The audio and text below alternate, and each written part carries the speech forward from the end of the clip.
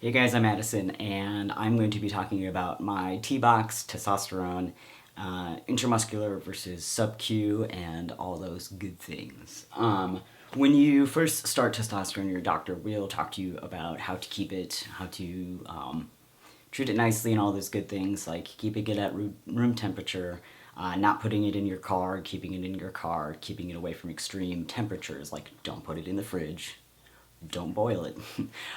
Usually, and what I've been doing is I keep all of my tea stuff in a box under my bed because that's not going to be subjected to extreme temperatures. I, like many other people, have a tea box. It is a Star Wars lunchbox because that's just awesome. But it is where I keep all of my tea supplies. And it's nice just to have everything all in one spot so you're not rummaging around looking for it. I personally keep my tea in a prescription bottle just because I think it rattling around alone in the box is not good for it. But yes, so you have that, and my doctor taught me, and like everybody should, when you first start a vial of tea, you pull off the top, and that very first time it's sterile, as long as you don't touch it with your finger. Every time after that, it's not sterile. So when you go to take your next shot, you take a alcohol wipe and wipe it once. Take a second one, wipe it again, and be sure not to touch the top of that. Let that dry a little bit so you don't have alcohol flat out on that thing. Then you take your syringe, and then an 18 gauge needle. My specific thing and how I was taught and how I do my tea is you draw up with one needle, which is the 18 gauge needle, and then you actually inject the medication with a different needle, which is a 25 gauge needle. You put as much air in here as what you're going to be putting in your is the medication. So I take 0.2. So you put 0.2 into the thing with the air. I'm really good with words today, guys. And you overdraw because you want to make sure that there's no air in your syringe because you don't want to inject any air. I'm doing really good today. So yeah, there you go.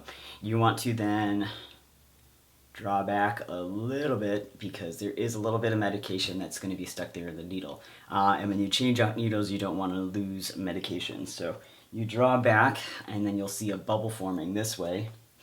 And then you know you can swap out the needles. So this is now a dead, dirty needle. Swap out for the actual needle that you're going to inject yourself with. Screw it on top. There you go. Tiny, great needle. And then you push the medication back through. So there's no bubble. And you push it through, and there you go. I usually go until there's, it's not necessarily I'm looking for a bead here, I'm looking to make sure that there's no air there. Just like you sterilize the top of the medication bottle, you're going to sterilize the skin where you inject. So I'm injecting on the left today. 1.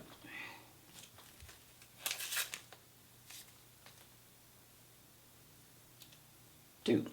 And just like that, one of the similarities with intramuscular and sub-Q is you want to let that dry, just because it stings when you stick the needle in, so you want to make sure that you leave that there for that. I've never done testosterone, I've only done sub-Q. So I can't tell you the exact feelings, except for I know that it hurts more IM versus sub-Q. Sub-Q is really good because all you do is you grab some skin and you want to inject it into fat, and you're always going to be able to grab some skin, pinch it enough to do it. If like, because right here I could technically do subcutaneous on my bicep if I wanted to or something, but it's just easiest and best in your stomach. Also, that's where my doctor taught me, so I'm pretty sure there's a reason for that. But you pull up skin and you pinch kind of hard, because as you're pinching really hard, you don't even feel the needle actually going in. The needle is only pinching on the surface, so then after you go in, you don't feel that, which is nice. You push a little bit further in because you want the edge of the needle to be in about an inch past your skin layer, and it's only a 5/8 inch needle. Yeah. So you push in just a little bit so it's dimpling in. Another great thing is as you're injecting the medication, like, it's not burning. It's not feeling terrible or anything. Count to 10. And then you pull out. There you go. Make sure you cap the needle, and that part's done.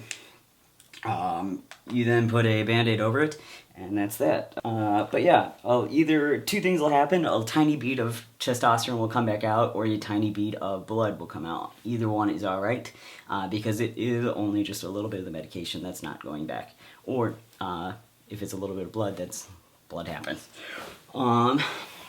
Other things about subcutaneous and IM, they cost exactly the same. So no matter what, it's the same if it was IM or if it was sub-Q. It is also just effective as intramuscular. So in the end, it's basically the same thing. It's just the preference of how your doctor wants to teach you versus what the patient themselves is comfortable with. I have found that trying to give myself shots intramuscular is difficult, and giving myself a shot subcutaneous is really quick and really easy. I was able to talk and make a video as I was injecting, which I think is pretty incredible, because I used to be afraid of needles, and I mean, I still freaking hate getting my blood drawn. So that's that. Yeah, so that's pretty much it for how I inject tea and my opinion of the differences between sub-Q and IM. But yes, thank you for that question on Tumblr, and hopefully you were able to see that, the little differences with that. Let me know if you have any other questions. I love to talk about stuff and help you guys out. Thank you so much.